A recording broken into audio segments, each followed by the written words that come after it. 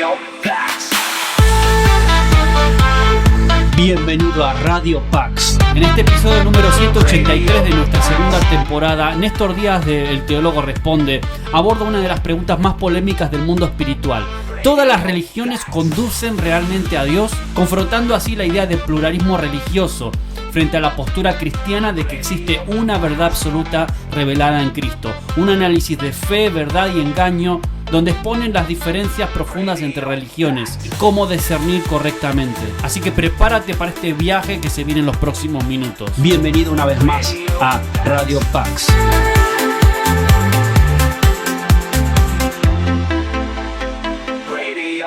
Tratemos, viene con una pregunta de si todas las religiones llevan a Dios. Esa pregunta de si todas las religiones llevan a Dios y que tiene que ver con la exclusividad que tiene el mensaje cristiano. Y yo quiero introducir la respuesta a esta pregunta con una reflexión breve que tiene mucho que ver con la figura de Jesús. Jesús de Nazaret aparece en medio de la bruma de los tiempos, como una figura que trasciende más allá del tiempo en que vivió. Y las pretensiones que Jesús tenía no eran pretensiones de simplemente ser un mero rabino, un mero maestro formal, o un predicador itinerante, una suerte de lo que se conoce como maestro peripatético. Están familiarizados con ese concepto, ¿verdad? Un tipo que enseña dando instrucción mientras va caminando. Pero es que no solamente eso, algunos le conocieron también como un taumaturgo. Taumaturgo es una expresión que se refiere a un sujeto que hace milagros. La figura de Jesús es una figura que por lo menos en su época generó un impacto total entre las masas que tuvieron contacto con él. Pero la gente que seguía a Jesús estaba segmentada en tres grupos bien diferenciados, especialmente a partir del segundo año de su trabajo ministerial público. El primer grupo, obvio, era el de aquellos que lo seguían de verdad, los que se identificaron con él, los que lo vieron como más que un maestro, comenzaron a tener una relación mucho más personal con él, y de ese pequeño núcleo es de donde se formó la comunidad cristiana primitiva. El segundo grupo era el de aquellos que lo seguían por los milagros que hacía, porque querían sacar algún tipo de prebenda, por los panes y los peces, como se convirtió en una consigna común en el lenguaje de nuestro pueblo, al hablar de las personas que siguen a Jesús de forma superficial. Y obviamente en tercer lugar estaban los enemigos, los que seguían a Jesús para tratar de contradecirlo, para hacerle hate, para destruirlo, para buscar cualquier ocasión con el fin de acabar con él. Esa ha sido siempre la reacción que Jesús provoca en la gente. El que le sigue de corazón, el que le sigue superficialmente y el que le rechaza. Es obvio que entre los dos últimos el resultado siempre será el mismo, porque no hay tres caminos acá, solo hay uno. Lo que hay son dos reacciones diferentes a ese único camino. Y los escritores del Nuevo Testamento se dieron cuenta de ello, incluso mucho antes de que Jesús iniciase su trabajo ministerial, cuando era apenas un bebé de 8 días de nacido, que lo presentan en el templo tras haberle circuncidado. Aparece un anciano, no se sabe quién es este sujeto, solamente sabemos que se llamaba Simeón. Algunos han especulado y han dicho que este Simeón puede ser el Simeón conocido como Simeón ben Gilel, una de las cabezas del fariseísmo e hijo del gran rabino Gilel, el babilonio, pero no se sabe. Lo único que sabemos es que este sujeto había recibido una promesa del Espíritu Santo que decía que no moriría sin ver primero al Mesías. Y cuando vio al Mesías en los brazos de su joven madre y lo carga en los brazos, emite una canción que parece que había estado cocinando desde décadas atrás y que se conoce hoy con las hermosas palabras en latín del título, Nunc dimittis o Domine. Ahora despides a tu siervo en paz, oh Señor, porque han visto mis ojos al Salvador de las naciones.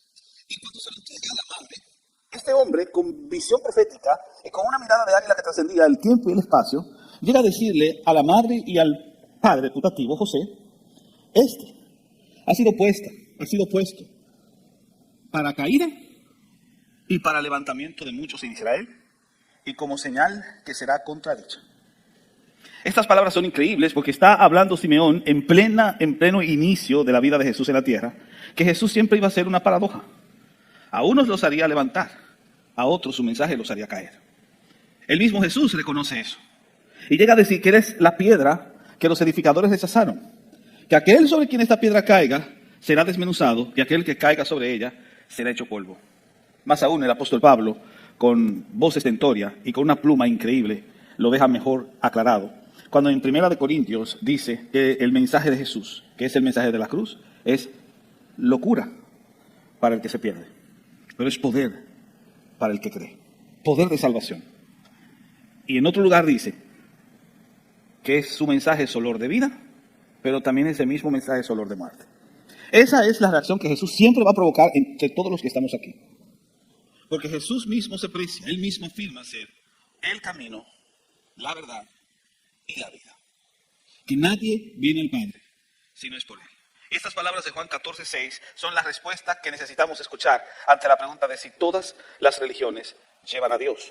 Porque para poder responder esa cuestionante, primero tenemos que encontrarnos con la figura trascendente hacia la cual la pregunta va dirigida. Tenemos muchos avatares religiosos en la historia. Buda se presenta como un iluminado para aquellos que le siguen. Mahoma es el profeta, el Rasul, aquel que ha sido revelado para poder enviar el mensaje definitivo que todos debían escuchar. Los judíos también tienen una visión personalista en la que la figura de Jesús no calza. En cada una de estas cosmovisiones religiosas, cada avatar representa un camino. Y la pregunta, entonces, que nos hacemos de si todas las religiones llevan a Dios, incluye también de si todos esos avatares y sus enseñanzas nos conducen al mismo Dios. Porque en la sociedad en la que vivimos, que es una sociedad pluralista, la respuesta es sí, todas las religiones llevan a Dios.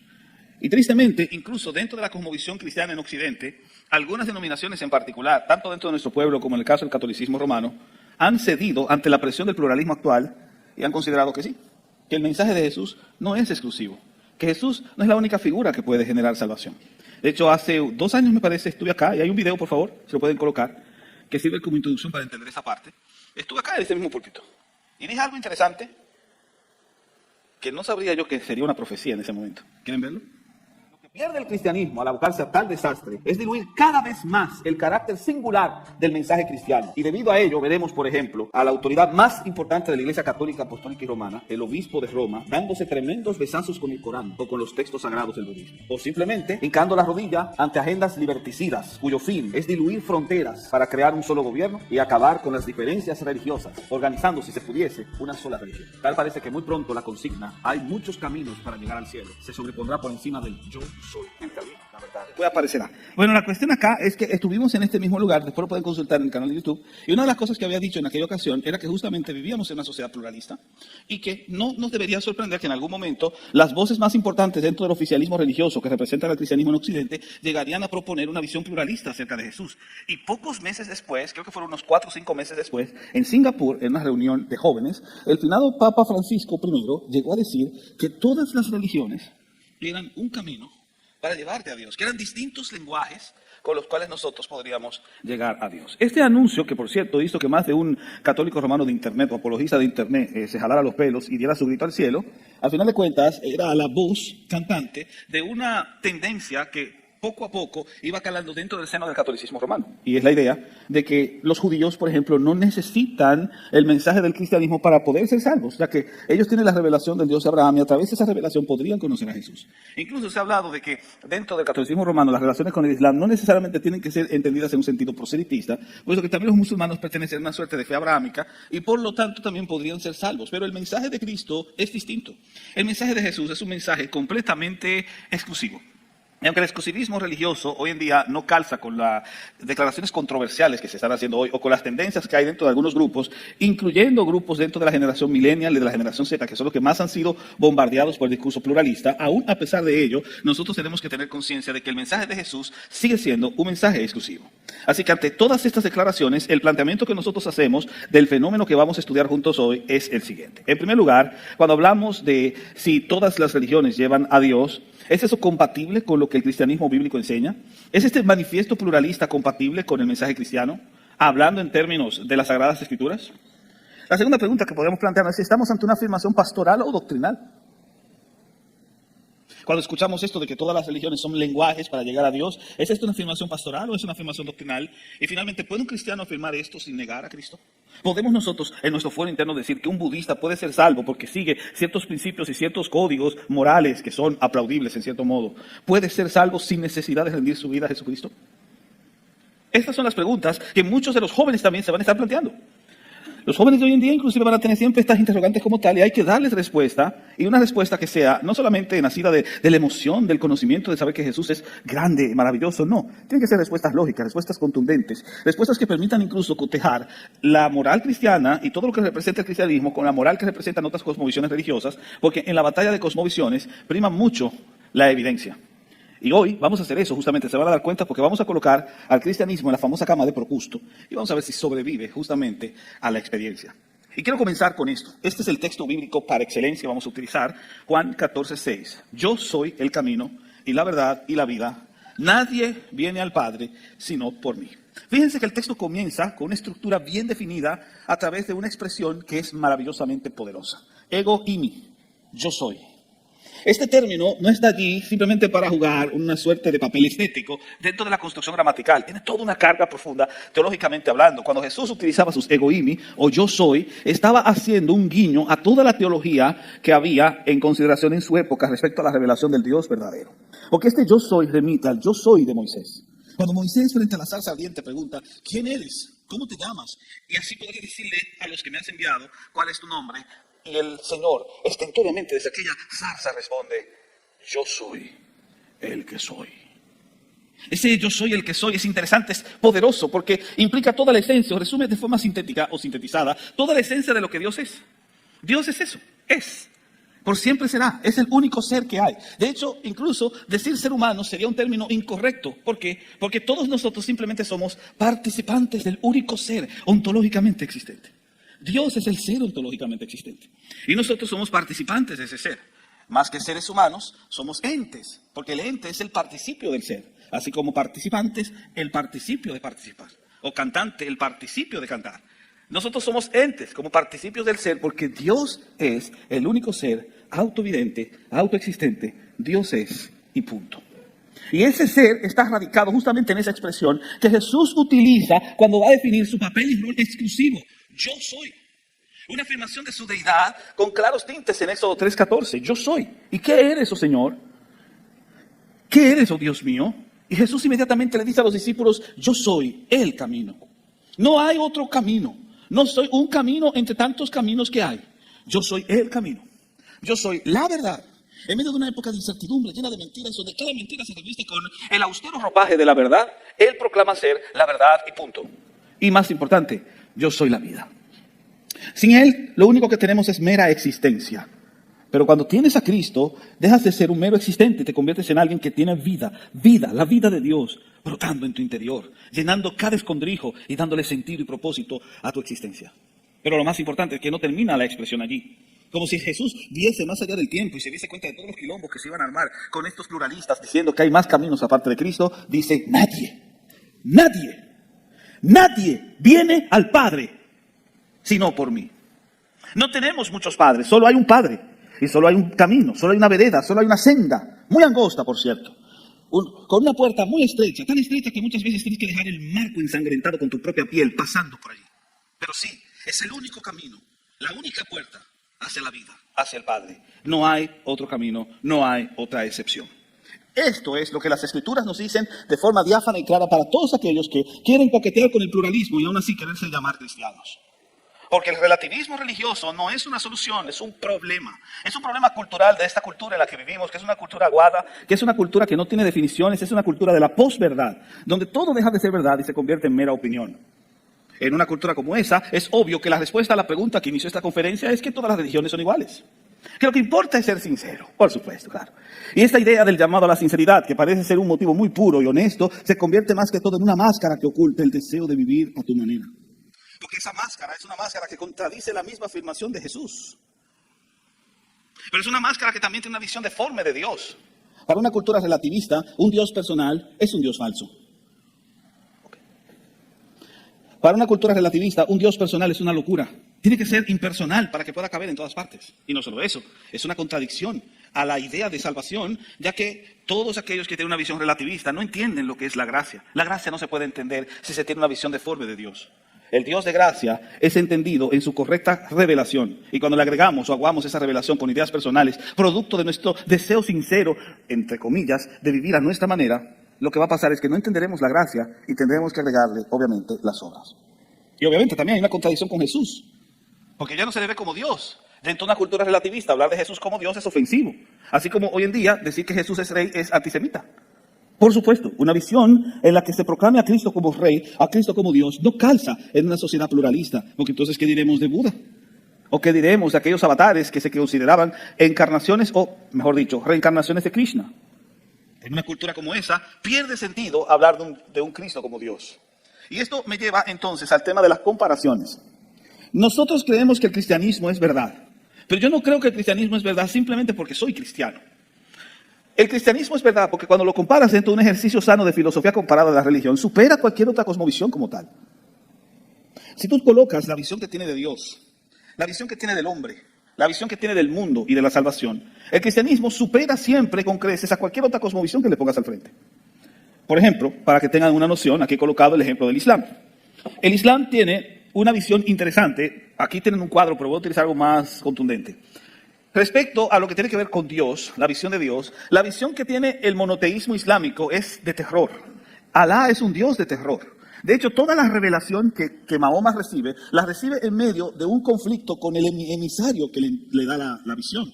El ángel Gabriel se le presenta en una cueva y comienza a ahorcarlo, comienza a torturarlo, comienza a darle de golpes, hasta el punto tal que Mahoma siente miedo de este emisario celestial, que para emitirle el mensaje lo golpea, lo tortura, lo ahorca, lo hace casi matar. Este tipo de revelación agresiva de la deidad no calza con el silbo apacible que encontramos en las Escrituras. El Dios del Antiguo Testamento y del Nuevo Testamento es un Dios poderoso, que refleja su poder emitiendo juicios sobre los hombres a causa de su pecado. Pero su revelación no es una revelación que viene con tortura y con una apología de la angustia y el dolor directamente infligido hacia aquel que recibe la visión. Obviamente que el Islam, por testimonio propio, no porque lo diga yo, sino porque lo dicen sus propios hadices, ha demostrado ser una religión de origen luciferino, donde Gabriel no es el ángel que encontramos en los evangelios dando la anunciación del Salvador, y posiblemente es el emisario que aparece hablándole a los pastores diciendo: recibís buenas de gran gozo. No es un ángel que emite un mensaje de gozo y de redención, sino un torturador, peor que el doctor Mengele. Sí. Entonces, cuando comparas la génesis histórica de cómo se revela el Corán y de cómo se revelan las visiones directamente del Corán, y lo comparas con la visión revelada del Dios en las Escrituras, es que la comparación incluso duele. Y ya no es una cuestión subjetiva de un cristiano diciendo mi religión es mejor, como echando el pulso con la otra, no. Es que ontológicamente hablando, desde la epistemología de la revelación del cristianismo supera con creces al Islam. Es objetivo. Y eso que no he pasado a hablar de la visión que tiene del prójimo, donde la idea del prójimo se diluye en el concepto de comunidad, y donde la comunidad siempre será aquella que está identificada con las leyes del Islam. Leyes que, por cierto, son leyes que atrasan naciones, puesto que tienen una visión deforme de la relación del hombre con la mujer, una visión deforme de la relación de la mujer con la sociedad, una visión todavía atrasada de la cultura. Y estamos hablando de sociedades que se encuentran dentro de un territorio incluso rico en recursos naturales. Pero es que, como decía Max Weber, en oposición a la idea de que la religión es el opio de los pueblos, la religión es un motor que hace que un pueblo funcione o no funcione. Y esto es muy importante que lo recordemos, porque estamos simplemente colocando al Islam en la cama de Procusto. Pero en otra conferencia que hice acá, y que ya no tengo que repetirla, nosotros hicimos lo mismo con el hinduismo, hicimos lo mismo con el budismo, hicimos lo mismo con el judaísmo. Y nos dimos cuenta que son cosmovisiones religiosas que tienen una visión deforme del prójimo, una visión deforme de la sociedad, una visión deforme de la cultura. ¿Entienden por qué todavía en la India existe un sistema de castas rígido que no se ha superado en 4000 años? ¿De dónde viene su idea de clasificación social de castas? Procede de su concepción teológica, donde sus dioses también están divididos así. ¿Por qué razón cuenta Hudson Taylor que se estaba ahogando un chino? Y cuando él pidió ayuda para que otros chinos fueran a salvarlo, que eran pescadores, fueran a su bote, ellos pidieron dinero. ¿Cuánto pagarás? Por salvar a uno de su propia raza.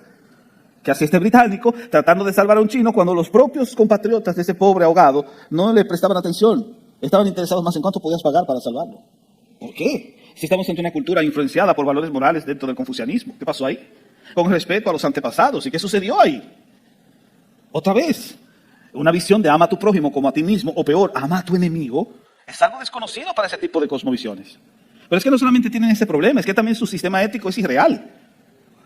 Díganme ustedes, ¿qué es superior? ¿El no matarás del decálogo de Moisés, la revelación de las Escrituras? ¿O el no herirás del budismo? ¿Qué es superior? Y muchos todavía creen que el no herirás es superior, y sin embargo el no herirás es utópico. Porque si no vamos a herir, ¿qué haremos con el doctor Mengele? ¿O qué haremos con Jeffrey Dahmer? ¿O qué haremos con los asesinos en serie? ¿Qué harás con el ladrón que va a violar a tu hija y la va a matar en ese momento? No lo vas a herir. Es irreal. Lo correcto es detenerlo, aunque esté usando la violencia, para que no emita violencia sobre otros. Y luego que entonces lo retienes, entonces lo sometes a juicio. Esa es una visión mucho más realista, ¿verdad que sí? ¿Sí o no? Esa es la visión bíblica. Cualquier otra visión en términos morales es utópica. No funciona en la realidad que vivimos. Por eso el cristianismo es verdad, porque es real. Porque trata mejor con los problemas, no desde una visión utópica, en la que piensa que el ser humano es bueno por naturaleza, sino que es real, entiende que el ser humano es caído y que necesita un salvador. Eso es lo que hace distinto al cristianismo de cualquier otro sistema religioso como tal. Y eso me lleva otra vez acá al punto central. ¿Es Jesús exclusivo? Vamos a ver, ¿recuerdan las palabras de Cristo? Yo soy el camino, la verdad y la vida. Tenemos tres opciones aquí. La opción 1 es que Jesús dijo la verdad. Él es el único camino. La opción 2 es que Jesús estaba equivocado, por lo tanto no es confiable. Y la opción 3 es que Jesús mintió, por lo tanto no es digno de seguir. Un poco parecido al famoso trilema de C.S. Lewis. Ciertamente nosotros podemos decir cuál de las tres cosas de Jesús, porque son las únicas opciones que tenemos. No hay una opción 4. No hay una opción de decir es un buen maestro. No se puede aceptar otra opción más que es un mentiroso, está loco, o simplemente él es lo que dijo que era. Y me encanta mucho la pregunta que hace Pilato. Después de poner al pueblo a elegir entre Jesús, llamado el Cristo, o Jesús Barrabás. Y pregunta, ¿qué haréis, pues, con Jesús el Cristo? Es la pregunta a la que todos nos tenemos que afrontar. ¿Qué hago yo con Jesús?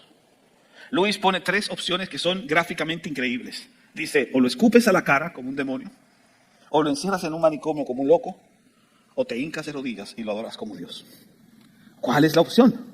Porque la opción correcta para una sociedad pluralista es un escándalo. El escándalo del Evangelio. El mensaje cristiano, señores, ofende porque niega la autosuficiencia humana y excluye cualquier otro camino más que este, Cristo. Pero es que no es que sea Cristo, es un Cristo crucificado. Es un Cristo que se nos presentó como si fuese un criminal, que fue ejecutado como un criminal. Es una de las muertes o suplicios más terribles de la historia. No terrible por lo doloroso que fuese, sino por lo ignominioso que era. Era una palabra ofensiva. Hablar de cruz en la sociedad romana era decir una grosería. Que toda nuestra fe dependa sobre un criminal crucificado, sin duda alguna era un escándalo, era un tropezadero. Pero para aquellos que trascienden más allá de la vista de la mojigata sociedad en la que se vive, este crucificado es el Salvador, es el Redentor. Porque este tesoro te fue dado en vasos de barro. No te fue dado en un cofre hermoso, enriquecido, bien adornado estéticamente. El mensaje de Cristo no vino en un adorno estético que atrae tanto a las generaciones de hoy en día. No, te vino rústico. Te vino así, en un vaso de arcilla que puedes comprar con 3 centavos. Vino en un molde no atractivo a la vista, pero sí transformador para el corazón. Y eso me lleva obviamente a este punto, que es el punto quizás más importante de todo lo que voy a decirles hoy. La respuesta a la pregunta de todas las religiones llevan a Dios es muy sencilla. Es un error que nosotros comencemos a ignorar las contradicciones doctrinales o que reduzcamos la verdad a la experiencia subjetiva. Hoy en día muchos piensan que tener una buena información en cuanto a ciertos tópicos es lo que te hace cristiano. No, no es así. La verdad de Cristo Jesús se encuentra en un formato mucho más sencillo de lo que pensamos. Y sí, tienes que conocer todos los demás vericuetos como tal, pero estos vericuetos son simplemente para afinar tu pensamiento. Pero lo que realmente importa es la esencia de la verdad detrás, que no se encuentra en una mera experiencia subjetiva. No. Se encuentra simplemente en la persona de Cristo. La fe cristiana no es una fe subjetiva, es una fe objetiva, porque está enfocada en un objeto muy particular y en una base bien particular, un evento histórico. Un evento histórico que puede ser entendido a la luz de la documentación y del testimonio de los testigos que lo vieron con sus ojos y lo palparon con sus manos y lo escucharon con sus oídos. Estos testigos nos hablan de este Cristo que se levanta de entre los muertos, que asciende a los cielos y que promete regresar. Y Él, al ascender a los cielos, traza un solo camino hacia el cielo, a través de Él. Cristo las primicias, luego los que son de Cristo en su venida. Él traza el camino, no hay otro más. Y este camino no es como el camino de un río que comienza a abrir canales alrededor. No, es un camino único que se dirige hacia el trono de Dios. Ese río de vida que desciende o que sale debajo del trono y que se extiende hasta alimentar el mundo entero es uno solo. Es Cristo Jesús. Por eso es que no todas las religiones llevan a Dios. Solo Cristo reconcilia al hombre con el Padre, porque en uno de sus grandes egoísmos dice: yo soy la puerta. El que por mí entrare será salvo. Así que mi aplicación final de todo este seminario o conferencia en esta primera sección es muy sencillo. Como iglesia tenemos la misión de no diluir el evangelio por aceptación cultural. Me tocó visitar Connecticut. Bueno, fui a Massachusetts a visitar la iglesia donde trabajó en Northampton Jonathan Edwards. Levanten la mano los que han escuchado sobre Jonathan Edwards. Y es una iglesia histórica. Fuimos allí a visitarla y, oh sorpresa terrible, nos encontramos una bandera LGBT en el mismo púlpito donde se predicó el mensaje de pecadores en manos de un Dios airado. Válgame Dios. Una iglesia que se rindió a la cultura ya no puede impactar al mundo. Es una sal que pierde su sabor. Lo único que le basta a todos los que dirigen esa congregación es que los echen fuera y sean pisoteados por los hombres. Oh, que no nos pase esto acá. Que podamos tener hambre misionera, deseo de seguir inculcando a todos que hay un solo camino y que no debemos rendirnos ante la presión de la cultura, sino formar creyentes con convicciones firmes. Y para el que no es cristiano, sea o por casualidad hay alguno entre nosotros acá, lo único que te puedo decir es que no basta la religión. Necesitas a Cristo. Cristo es el único sostén para ti. Una de las canciones de jazz, no sé, me gusta mucho el jazz, creo que es uno de los estilos de música que más me gusta. Pero hay una de las canciones de jazz más emblemáticas de los años 40, es una canción que canta Nina Simone. Nina Simone fue una exponente del jazz en los años 40, cuya canción, O Sinner Man, se hizo viral. Incluso aparece en campañas publicitarias de la Coca-Cola. Oh Sinner Man, oh pecador. Pero lo que mucha gente no sabe es que esa canción es un refrito de un himno metodista que se cantaba en las congregaciones metodistas. Oh Sinner Man, en Estados Unidos, oh pecador.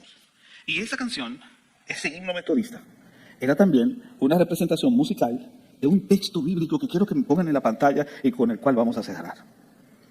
El texto bíblico es Apocalipsis capítulo 6, versículos 16 y 17. Con esto quiero finalizar. Apocalipsis 6, 16 y 17. Dice el texto a la letra, que los ricos, los libres, los siervos, los capitanes de todos los rangos sociales comenzaron a correr a las montañas y a decirle a la montaña que los cubriesen de la ira del Cordero. Cúbranos, cúbranos. Y en el verso 17 hace una pregunta increíble, porque el día de su ira ha llegado, ¿y quién podrá sostenerse en pie? La canción dice así: ¿a dónde huyes, oh pecador? ¿A dónde huyes? Huyo al monte. Y le digo a la roca, oh roca, por favor, escóndeme. Y la roca lloró, oh, ya yo no te puedo esconder. Así que corrí al mar, estaba hirviendo. Corrí al río, estaba sangrando en aquel día. Así que corrí al Señor. Y le dije, oh Señor, escóndeme. ¿No me ves aquí orando debajo? Por favor, escóndeme. Y el Señor respondió, vete al diablo. Y el diablo estaba esperando en aquel día. La pregunta final ya no puede ser si todas las religiones llevan a Dios. Es una pregunta clara, que tiene una sola respuesta. No. La verdadera pregunta, verso 17, es, cuando llegue el día de su ira, ¿quién podrá sostenerse en pie? ¿No será el budista, con todos sus mantras? ¿No será el hindú, con todos sus dioses? ¿No será el musulmán, con todas sus leyes? ¿No será el judío, con todo su muro? Solo será aquel que confía en el único que es el camino, la verdad y la vida. Aquel que dijo y no miente, que nadie puede venir al Padre si no es por Él. Ahora tenemos un espacio que van a poner en pantalla, un QR, ahí está, para que puedan hacer las preguntas que ustedes quieran hacer sobre este tópico u otros tópicos en esta tarde. Vamos a tener un primer bloque de preguntas sobre este punto, acerca de si todas las religiones son lo mismo. Y hay otras preguntas que tienen que ver con el siguiente tema, el segundo seminario que tendremos en esta tarde a cargo de Edgar. Así que vamos a empezar con una pregunta. A ver, Néstor, tratando de cuidar mucho el tiempo porque de ahí nos vamos a ir a los talleres. ¿Por qué crees que, así en 1 o 2 minutos, por qué crees que ha crecido tanto el Islam en Europa? Hay muchos factores, pero los dos principales han sido, en primer lugar, que ha habido un decrecimiento de la población autóctona, aparte de que la población europea pasó por un periodo de secularización muy agresivo y fue perdiendo poco a poco su identidad como una cultura cristiana. A eso súmale que se desarrollaron políticas en las que no se patrocinaba la procreación, más bien las agendas liberticidas, como las llamé en el video, comenzaron a proponer una reducción de la población a través del control de natalidad, etcétera, y eso llevó a que hubiese una reducción de la población significativa. Sumando que no habían controles regulados en el proceso migratorio, comenzaron a subir flujos migratorios de grupos que venían del Medio Oriente y que comenzaron a hacer sus propios stocks, sus propios guetos directamente en esa zona, y como tenían fuertemente una vinculación a través del uso del terror, porque hay que decirlo así, pues se impuso a base del terror, de la persecución, de la conquista militar, el tema del Islam. Bueno, pues estas culturas que venían ya atravesadas por esa visión, se mantuvieron muy firmes en ella y obviamente comenzaron a ganar terreno porque los políticos de turno eran muy flexibles con ese tipo de pretensión. Entonces, a eso le vamos a sumar que tienes una Europa que en términos de identidad cristiana está en decadencia. Muchos de ellos comenzaron a vincularse con ese proselitismo que se comenzó a hacer desde las comunidades islámicas, y esa es una de las razones de por qué ha ido creciendo mucho, sobre todo en Inglaterra, en Francia, donde más tienen ese desarrollo progresivo. Y en el caso de España, bueno, España históricamente ha estado muy emparentada con la cultura islámica porque el Islam predominó en España durante casi toda la Baja Edad Media. Entonces, cuando ellos hicieron la reconquista, algunos elementos se quedaron en la tradición, incluso en nuestro lenguaje, que usamos palabras que son de origen árabe como almohada, alfajor, etc. Esas palabras son de origen musulmán porque están dentro de nuestro etos como tal. Pero la visión del Islam y su crecimiento, creo yo que ha sido, uno, por el decrecimiento de la población en Europa, que después de pasar por un proceso agresivo de secularización y de abandono de la fe cristiana, y en segundo lugar, por el crecimiento de estos grupos a través del proceso migratorio. Esas serían como dos explicaciones bien básicas para ello. No son las únicas, pero esas serían parte. Perfecto.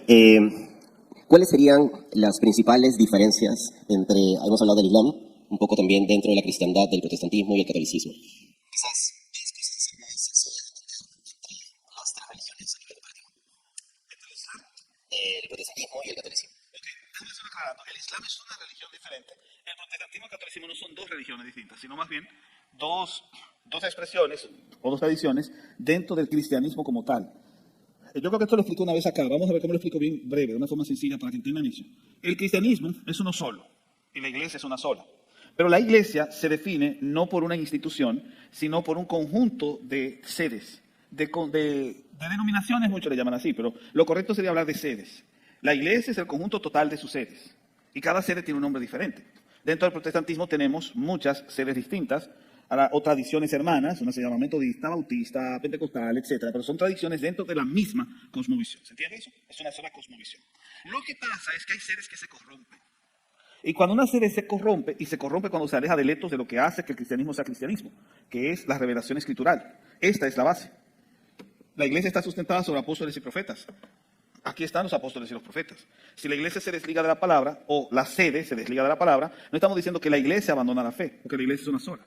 Lo que decimos es que sedes dentro de la iglesia o se corrompen o abandonan la fe, y lo que hace el Señor, el trabajo del Señor Jesús es purificar a su iglesia, así dice Efesios 5:26, y parte de la purificación es librarla de sedes que se corrompen. Ustedes van a ver que en Apocalipsis hay una sede que se llama Éfeso, que le dicen que iba a quitar su candelero de su lugar si no se arrepentía, y hay otra que se llama Laodicea, que dice que le van a vomitar de su boca. Lo que quiere decir que Dios tiene su compromiso con la iglesia, no con las sedes. Las sedes corruptas son apartadas del cuerpo como tal. Y en el caso del catolicismo y el protestantismo hay que verlo en ese sentido, como sedes. La pregunta que tienes que hacer, no te la voy a responder yo, tú te la vas a hacer es, ¿cuál se corrompe? ¿La que está en la escritura o la que abandona la escritura por tradiciones humanas? Esa respuesta es de ustedes, no mía. La diferencia estaría en eso. En términos esenciales, hay mucho más, pero se extendería mucho la respuesta.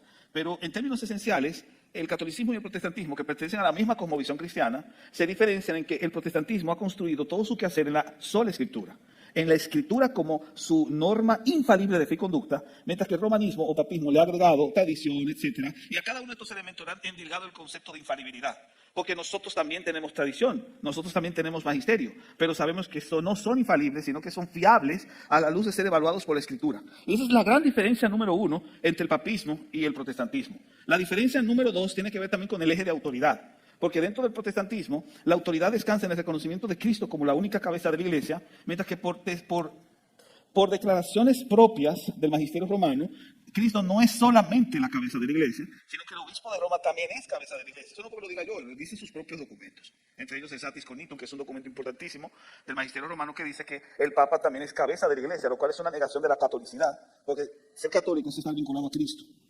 Si yo coloco un intermediario entre Cristo y la iglesia, ya deja de ser católico y se convierte en otra cosa, se convierte en papismo. En el caso del Islam, obvio, el Islam es totalmente distinto, primero porque epistemológicamente, como lo dije en la conferencia, la revelación del Islam es diferente a la revelación de las Escrituras. Mahoma confiesa que él lo golpeaba y lo torturaba el ángel Gabriel. Obviamente estamos ante una suerte de visión deforme de la revelación. Es una epistemología que por confesión propia, es decir, a confesión de parte, relevo de prueba, bueno, pues técnicamente está confesando que fue un demonio que le reveló todo lo que implica la epistemología del Corán, en términos de la epistemología de cómo se origina la revelación. ¿Se entiende eso? Ahora, en términos de moral, el Islam desconoce la gracia. La gracia es lo que marca la diferencia, quizás entre todas las diferencias que haya, entre la cosmovisión cristiana y cualquier otra cosmovisión. Cuando hay una negación de la gracia o de la sola gracia, bueno, pues técnicamente tú te vas a encontrar con un sinfín de credos, de sistemas, de instituciones, que aunque pretendan llamarse cristianas o pretendan ser caminos aparte del cristianismo para llegar a Dios, no llegan para ninguna parte, porque Dios se ha revelado a través de su gracia. Y desconocer la gracia es desconocer el camino por el cual se ha dado esa revelación. Por eso, si ustedes quieren ver la diferencia en grandes rasgos, siempre pregúntense 3 cosas. 1, ¿quién es la cabeza reconocida de esa institución? Segundo, ¿cuál es la base sobre la cual descansa el origen de su revelación? Y tercero, ¿cuál es su visión de la salvación? Si es una visión de gracia, pero de gracia bien entendida como las Escrituras enseñan, estás ante una correcta congregación o comunidad. Si no, estás ante algo que suena como un metal que chilla.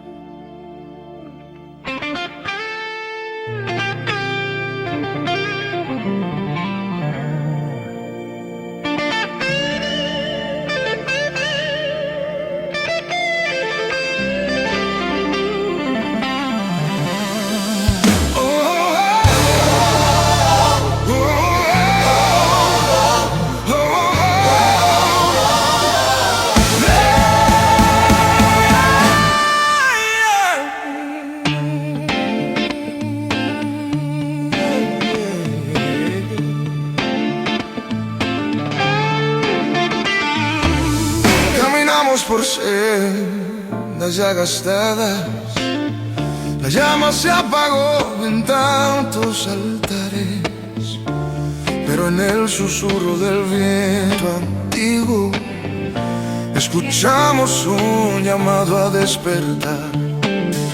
Volvamos al aposento expectante, cuando el fuego vino y llenó el lugar.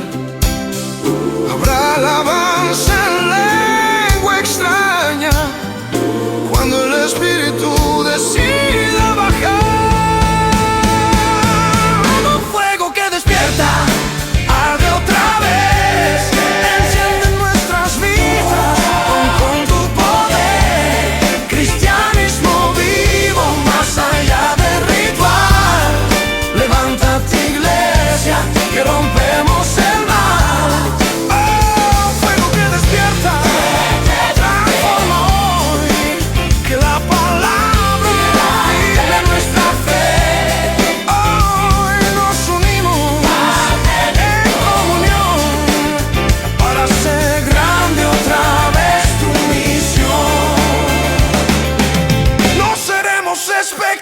Del tiempo, somos herederos de un legado real.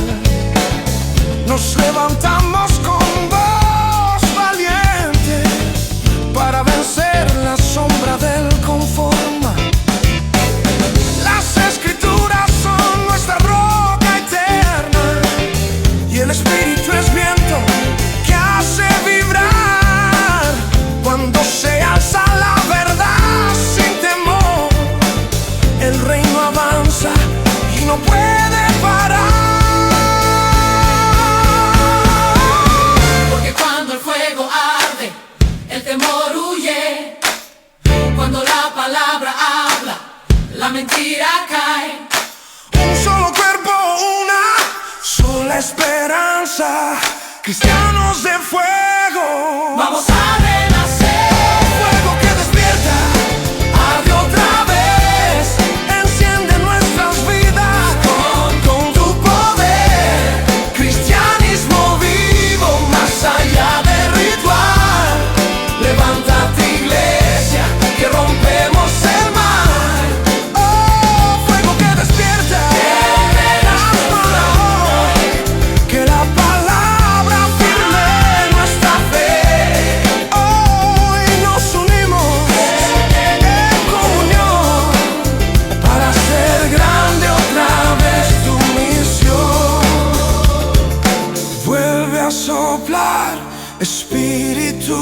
Santo, enciende la llama, no nos dejes callar.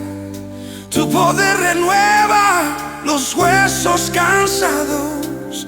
Haz de tu pueblo un volcán celestial. Fuego que despierta, Vuelve a brillar, somos tu iglesia, lista para amar. cristianismo vivo. Fuerza y verdad, Fuego que despierta, haznos respirar. venga. Somos tu iglesia, Despierta en mí. cristianismo vivo. Fuego que despierta, Despierta en mí. Despierta en mí. fuego que despierta fuerte en mí. Despierta en mí.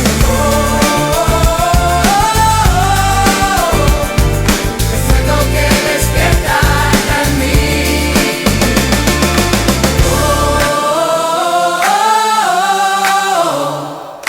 Fuego que despierta